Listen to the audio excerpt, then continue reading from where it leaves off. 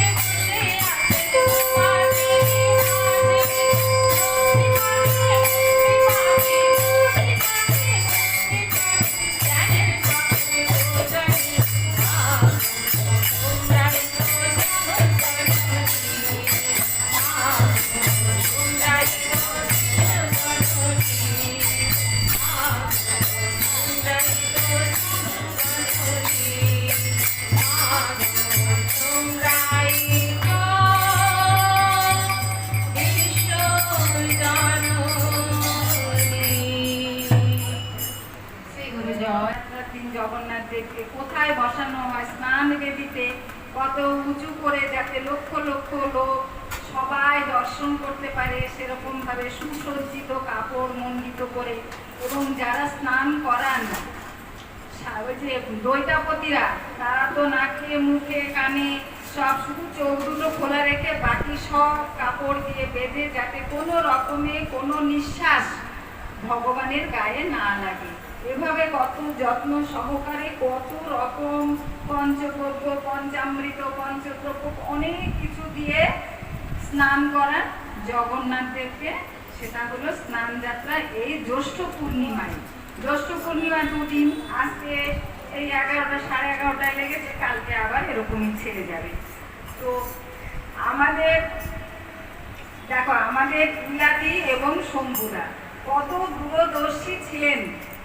এই দিনে প্রতিষ্ঠা করলেন গুরুপীঠে, যেদিন জগন্নাথ দেবের জন্মদিন। জগন্নাথ দেব যেদিন প্রতিষ্ঠিত হয়েছেন, আবির্ভূত হয়েছেন, সেই দিনটাতেই আমাদের ইলাদি, শ্রদ্ধেয়া ইলাদি এবং শম্ভুদা, আমি ইলাদি আর শম্ভুদাই ডাকতাম, তারা এই দিনটাকে বেছে নিলেন।